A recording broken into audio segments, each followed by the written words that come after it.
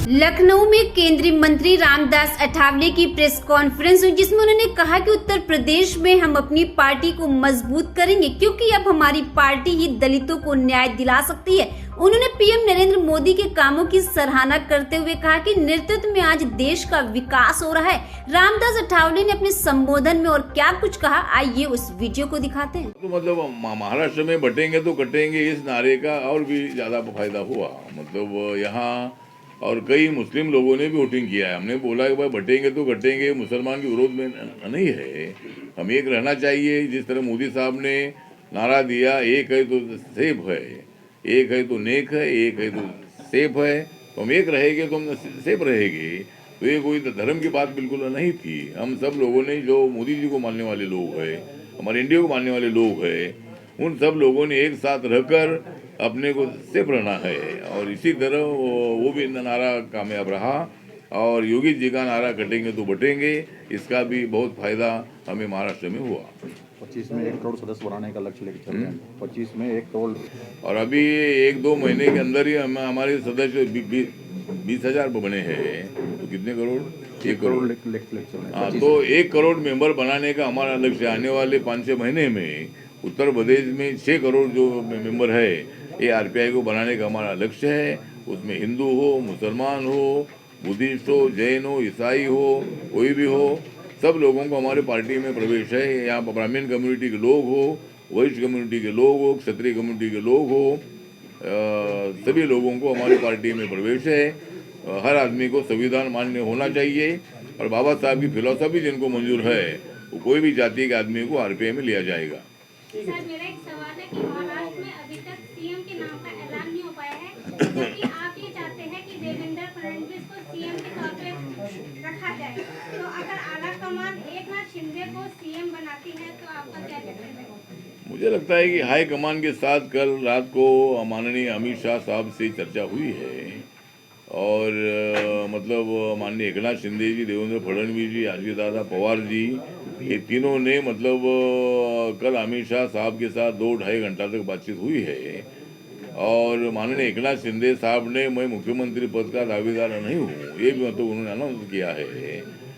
और मैंने मेरा ओपिनियन बताया था कि मेरी ओरिजिनल पार्टी बीजेपी के साथ अलायंस में है। तो जिस तरह आंकड़े आए हैं कि 132 बीजेपी के पास है और 7 दूसरे पार्टी के लोगों ने उनको सपोर्ट किया है, तो 139 सीटें बीजेपी के पास है।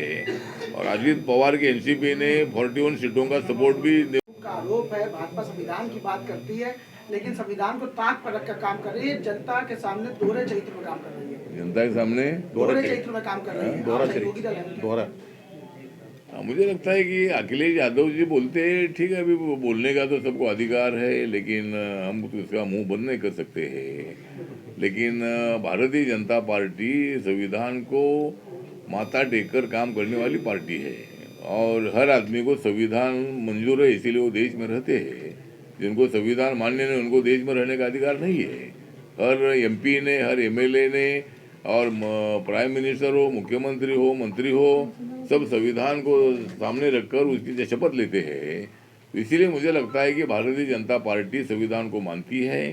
भारतीय जनता पार्टी बाबा साहब के संविधान को मजबूत कर रही है और संविधान को राजनीति में नहीं लाना चाहिए। बाकी के मुद्दों पर चर्चा करो, विकास के मुद्दे पर चर्चा करो, सरकार ने ये नहीं किया, वो नहीं किया, वो बोलो, क्या करना चाहिए वो बोलो, लेकिन संविधान को राजनीति में नहीं लाना चाहिए। और राहुल गांधी जी संविधान को सामने लाकर एक बार तो उनका फायदा हुआ, तो भी मोदी जी हरा नहीं पाई। हमको 293 सीटें में मिली और ये सरकार जाएगी, ये सरकार जाएगी, ये सरकार जाने वाली नहीं है। अगली 29 में भी हमारी सरकार आएगी और ज़रूर अखिलेश यादव जी कांग्रेस पार्टी के साथ आने के बाद उनको ज़रूर फायदा हुआ है। लेकिन संविधान का मुद्दा अब नहीं चलेगा। महाराष्ट्र के चुनाव में संविधान का मुद्दा नहीं चला और 2027 के चुनाव में यूपी के भी ये संविधान का मुद्दा नहीं चलेगा। इसीलिए अखिलेश यादव हमारे अच्छे मित्र हैं। मुलायम सिंह यादव जी के साथ मेरे बहुत अच्छे संबंध थे और उनके साथ मैं पार्लियामेंट में, लोकसभा में भी रहा हूँ। और मुलायम सिंह यादव जी के अंतिम संस्कार में भी मैं उनके गाँव चला गया था। जरूर मैं एनडीए में हूँ, लेकिन व्यक्तिगत संबंध मेरे मुलायम सिंह साहब जी बहुत अच्छे थे। वो सोशलिस्ट नेता थे और अखिलेश यादव भी हमारे साथ मेंबर ऑफ पार्लियामेंट रहे हैं इसीलिए वो हमारे मित्र है। लेकिन अभी संविधान को इसी तरह की बात करने से अभी लोगों का भरोसा उड़ रहा है। मतलब जिस तरह महाराष्ट्र में हुआ, हमारे अपेक्षा से भी ज़्यादा लोगों ने हमको वोटिंग किया है। तो इसीलिए अखिलेश यादव जी ने जो बात की है उससे मैं सहमत नहीं हूँ। बीजेपी संविधान को मानती है, नरेंद्र मोदी ने संविधान को माथा टेकर शपथ ली है। जिस कांग्रेस ने 2 बार बाबा साहब को हराया है, जिस कांग्रेस ने बाबा साहब को भारत रत्न नहीं दिया था, जिस कांग्रेस ने बाबा साहब की प्रतिमा सेंट्रल हॉल में नहीं लगाई थी, वो कांग्रेस क्या बाबा साहब की बात करती है? क्या संविधान की बात करती है? इन लोगों ने इमरजेंसी लगाकर संविधान की ध्वजा उड़ाई थी इंदिरा गांधी जी ने। ये क्या संविधान की बात करते हैं? इसीलिए संविधान को बाजू में रखो और बाकी के विषय पर हमारे सामने आइए। हम लड़ने के लिए तैयार है। जो भी रिप्लाई चाहिए वो देने के लिए हम तैयार हैं। ये संविधान बदलने की बात तो महामंत्री है, वो उसके नेतृत्व में कम से कम 26 जो लोग हैं, इन्होंने मतलब रिपब्लिकन पार्टी में आने का निर्णय लिया है।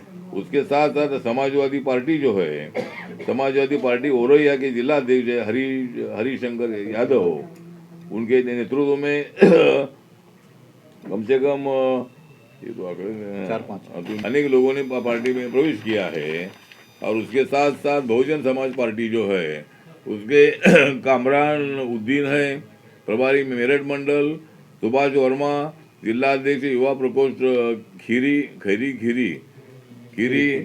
विनय तिवारी तहसील अध्यक्ष सिद्धार्थनगर, प्रदीप शर्मा जिला उपाध्यक्ष आगरा, रोशन खत्री प्रदेश महासचिव विधि प्रकोष्ठ, हिमांशु जायसवाल महानगर अध्यक्ष युवा प्रकोष्ठ लखनऊ, शमशेर अली जिला अध्यक्ष विधि प्रकोष्ठ हरदोई, विनोद कुमार पाठक जिला अध्यक्ष बलरामपुर, योगेश कुमार द्विवेदी जिला अध्यक्ष युवा प्रकोष्ठ कन्नौज, गंगाराम जिला अध्यक्ष युवा प्रकोष्ठ मथुरा, महेंद्र कुमार प्रजापति जिला अध्यक्ष जालौन, SK वाजपेयी सक्रिय सदस्य हरदोई, मुरारी लाल जिला अध्यक्ष हाथरस, आफ्ताब मसूरी सदर विधानसभा अध्यक्ष फरुखाबाद, कुमार उर्फ रिंकू भोजपुर विधानसभा अध्यक्ष फरुखाबाद, और ऐसे अनेक लोगों ने मतलब आपको लिस्ट दी है। तो इन लोगों ने पार्टी में प्रवेश किया है। उनका मैं स्वागत करता हूं और उनको अच्छी जिम्मेदारी हम दे देंगे और पार्टी को मतलब उत्तर प्रदेश में ऐसा खड़ा करेंगे जिस तरह का कांशीराम साहब ने जिस तरह यहाँ बहुजन समाज पार्टी की स्थापना करके उन्होंने पार्टी बढ़ाई थी, उसी तरह यहाँ रिपब्लिकन पार्टी जो बाबा साहब की ओरिजिनल पार्टी है उसको बढ़ाने का प्रयत्न इस कार्यकर्ताओं के सहयोग से मैं करूँगा। ऐसा विश्वास मैं व्यक्त करता हूँ। कैसा मतलब हम बटने वाले नहीं है, मोदी जी के पीछे ताकत से खड़े रहने वाले हैं और महाराष्ट्र पूरे ताकत से खड़ा रहा और इतना वोट मिला कि मतलब हमें अपेक्षा भी नहीं थी। हमको लगता मैं बोल रहा था कि हमको 170 सीटें मिलेगी, लेकिन वो कितने मिलेगी वो तो सब डिब्बे में बंद था वो सब मशीन। तो लेकिन जब रुझान आने लगे तो हर जिले में मतलब बहुत बड़ी ताकत से हमारे लोग चुनकर आए हैं। उनकी शोकांतिका हो चुकी है, तो अभी ये मतलब ईवीएम मशीन पर सवाल उठा रहे हैं। तो राहुल गांधी जी को मेरा कहना है कि तुम्हारे पार्टी ने ईवीएम मशीन लाई है और बैलेट पेपर पर अगर चुनाव आएगा तो उसके लिए हम तैयार है। अभी इलेक्शन कमीशन को आप तैयार करिए। सुप्रीम कोर्ट ने भी बोला है कि भाई जब तुमको ज़्यादा फायदा मिलता है तो ईवीएम मशीन अच्छी होती है, जब दूसरों को फायदा होता है तो ईवीएम मशीन खराब होती है, तब ईवीएम मशीन पर सवाल उठाते हैं। आप लोगों पर सवाल उठाओ, लोगों ने क्यों उधर वोट दिया उनको पूछो। जब आपको वोट दिया था तो हमने लोगों ने नहीं पूछा था, हमने यही बोला था कि भाई इस कारण से हमारा लोगों का गलतफहमी हुई और हमें मतलब 293 सीटें मिली। मोदी जी को हराने के लिए पूरे लोग एक साथ आए थे और मोदी जी को हराने तीसरे बार इनको प्रधानमंत्री बनने नहीं देना है। हमारे मल्लिकार्जुन खड़गे जी बोल रहे थे कि हमारी सत्ता आएगी तो ये सबको जेल में डाल देंगे, और अभी हमारी सत्ता आई है, मोदी जी की सत्ता आई है तो मल्लिकार्जुन खड़गे भी जेल में नहीं है, राहुल गांधी भी जेल में नहीं है, सोनिया गांधी भी जेल में नहीं है, लेकिन वो पार्लियामेंट की वेल में आते हैं। मतलब जेल में नहीं है लेकिन वेल में आ रहे हैं। तो ठीक बात है, जो हंगामा कर रहे हैं, रोज पार्लियामेंट का कामकाज को रोक रहे हैं, जानबूझकर मतलब सरकार को बदनाम करने का काम कर रहे हैं। तो मुझे लगता है कि लोकतंत्र में गिव एंड टेक की पॉलिसी होती है, और ये पहले ज़माने में बीजेपी भी विपक्ष में रही है, लेकिन बीजेपी ने ऐसा हंगामा हर बार नहीं किया है। हंगामा भी किया है लेकिन हर बार नहीं किया है। तो इसलिए मुझे लगता है कि संविधान को धोखे में डालने का काम कांग्रेस पार्टी कर रही है। कांग्रेस पार्टी ने इंदिरा गांधी जी ने इमरजेंसी लगाकर बाबा साहब के संविधान की धज्जियां उड़ाई है, लेकिन ये कांग्रेस वाले ही संविधान विरोधी है। राहुल गांधी संविधान विरोधी है। राहुल गांधी को संविधान मालूम नहीं है, इसीलिए वो रोज वेल में आते हैं, रोज संविधान की किताब दिखाते हैं, जहाँ भी जाते हैं वहाँ जाते हैं। अभी ईवीएम मशीन के लिए यात्रा निकाल रहे हैं। अब ईवीएम मशीन के लिए कोई यात्रा निकालते हैं क्या? ईवीएम मशीन बंद करो तो ठीक बात है, वो मांग करने का आपको अधिकार है। बैलेट पेपर पर भी चुनाव हो जाता है तो भी हमें बड़ी उससे भी ज़्यादा सफलता मिलेगी। मतलब इसीलिए हम बैलेट पेपर के लिए भी तैयार है, लेकिन अभी ईवीएम मशीन के लिए वो इलेक्शन कमीशन को समझाए, कोर्ट को तो समझाइए, और कोर्ट में आप जाइए। तो इसीलिए मुझे लगता है कि इनका काम बहुत ठीक नहीं है। तो आज मुझे बहुत बड़ी खुशी है कि हमारे पवन गुप्ता जी स्टेट के प्रेसिडेंट है, और मतलब ये क्या पार्टी का नाम है? सुहेल देव भारतीय समाज पार्टी। हाँ, तो सुहेल देव भारतीय समाज पार्टी है। तो ये पार्टी के इंद्रेश लोकतंत्र को धोखा देते रहे। जिस तरह मैंडेट था लोकसभा में, तो उत्तर प्रदेश में माननीय अखिलेश यादव जी कांग्रेस पार्टी और जो इंडिया आघाड़ी के लोग इकट्ठ आए, और उसमें जरूर हमारा नुकसान हुआ। उसमें जरूर जिस तरह 80 सीटें हैं, उसमें मतलब जो कम से कम 70 तक सीटें चुनकर आने का एक प्लान बीजेपी एनडीए का था, लेकिन उसमें हमको सफलता मिली नहीं। हम मैंडेट मानते हैं और हमारा ईवीएम मशीन पर विश्वास है। ये ईवीएम मशीन हमने नहीं लाई है, ईवीएम मशीन नरेंद्र मोदी साहब ने नहीं लाई है, ये कांग्रेस पार्टी ने लाई है। लेकिन अभी राहुल गांधी जी आंदोलन करने के लिए उतरे हैं। जैसे झारखंड में जब उनको सत्ता मिलती है तो वहाँ ईवीएम मशीन अच्छी रहती है, लेकिन महाराष्ट्र में हमको इतनी ज़्यादा सीटें 234 तक सीटें मिलती, 37 तक सीटें मिलती है। उसमें वो बीजेपी के पास 132 सीटें हैं। 7 एमएलएज ने जो छोटी मोटी पार्टी को उन्होंने बीजेपी का समर्थन किया है, तो बीजेपी के पास 139 सीटें हैं। 57 सीटें माननीय एकनाथ शिंदे साहब के पास है, 41 सीटें अजीतदादा पवार जी के साथ है।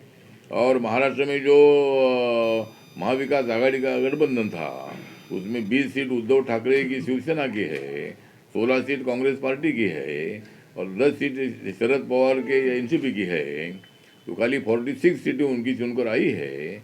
और अभी बोल रहे भाई इसमें कोई काला वो है। जब लोकसभा का चुनाव हुआ था उसमें 48 सीटों में से 31 सीटें महाविकास आघाड़ी को मिली थी, और खाली 17 सीटें हमारे महायुति को मिली थी। तो तब हमने ईवीएम मशीन का सवाल नहीं उठाया। अभी झारखंड में उनकी सत्ता आई तब हमने सवाल नहीं उठाया। तो ये मतलब रोने का काम कर रहे हैं। मतलब हमको सफलता मिलती है तो इतना कैसा वोट मिला, 95 लाख कैसा बढ़ गया, तो कैसा बढ़ गया अब लोगों को जाकर पूछो। हमने जो भी काम किया 2.5 साल में, और नरेंद्र मोदी जी ने 10 साल में किया हुआ कामों का लेखा जोखा जायजा पूरा लोगों के सामने है।